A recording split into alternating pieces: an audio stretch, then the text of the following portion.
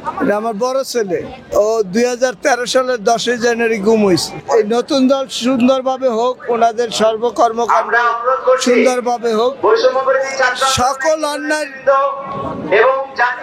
প্রতিবাদ করুক, আমাদের মতো অসহায় মানুষ ওনাদের সাথে কথা বলতে পারে, আমাদের কথা জানি ওনারা শোনে, এই দাবি।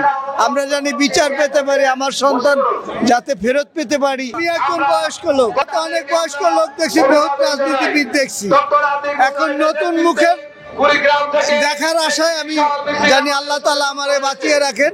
আমি ওনাদের সুস্বাস্থ্য এবং দীর্ঘায়ু কামনা করি। ওনারা জানি সম্মিলিতভাবে সুন্দরভাবে এই দেশের নেতৃত্ব দিতে পারেন, এই কামনা।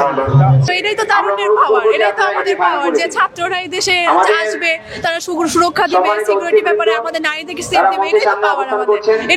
এটা তো ভাবলে তো ভালো লাগে। আমার দাবি এখন এই যে চুরি, ছিনতাই, ডাকাতি এসব যাতে দূর হয়, দর্শন এগুলো যাতে দূর হয়, আমাদের পরিপূর্ণভাবে সিকিউরিটি পাই, আমাদের সমাজে সুস্থভাবে বাড়াতে পারি, কোনো ধরনের যাতে সমস্যা না হয়, আমাদের এটাই চাওয়া। ছাত্রদের দলের কাছে আমাদের প্রত্যাশা সৌন্দর্য দুর্নীতিমুক্ত একটা বাংলাদেশ তারা দিবে এবং স্বৈরাচার মুক্ত একটা দেশ আমরা চাই। তরুণরা এই দেশ পরিচালনা করবে, তরুণদের উপরে আমরা ভরসা রাখছি। আমরা বয়স বৃদ্ধ যারা আছে আমরা তাদের ইয়াতে ছিলাম, শাসনে ছিলাম, এটা আমরা সবসময় নির্যাতিত ছিলাম।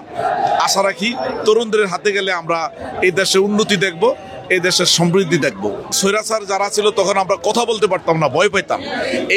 এই নতুন দল আসলে আমরা আমাদের মতো করে কথা বলতে পারবো, আমরা দেশের কথা বলতে পারবো, জনগণের কথা বলতে পারবো। এই বাক স্বাধীনতাটা আমরা চাচ্ছি। আমরা এই পেশিবাদ মুক্ত বাংলাদেশ চাই, বাক স্বাধীনতা চাই, আমরা আমাদের মতো করে কথা বলতে পারি, আমরা ভয় মুক্ত, আমরা আগে ভয়ে থাকতাম, এই ভয় মুক্ত বাংলাদেশ চাই। তরুণরা তো অনেক দিনের হতাশ, তারা বিগত 53 বছরে তাদের চাহিদা অনুযায়ী কিছুই পায় নাই, তো বাধ্য হয়ে তারা এই দলটা করতে বাধ্য হলো। এবং আমরাও চাই এই দল যে আদর্শ উদ্দেশ্য নিয়ে করেছে সেটা তারা এগিয়ে যেতে পারে।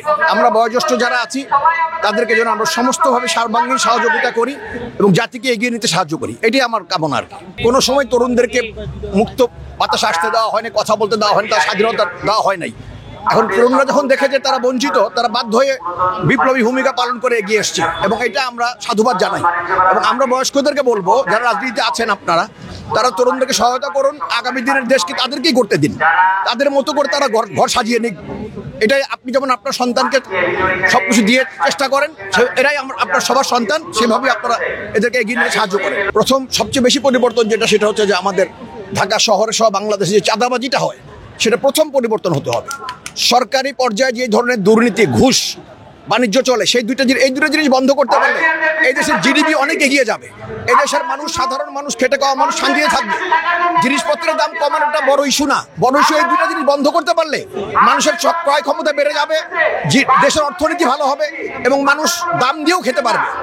আপনি দাম কমাতে পারবেন না, যুগের তালে দাম বাড়তেই থাকবে, কিন্তু আপনাকে বন্ধ করতে হবে এই দুর্নীতিগুলো। এগুলো বন্ধ করলে অটোমেটিক মানুষ শান্তিতে ফিরে আসবে।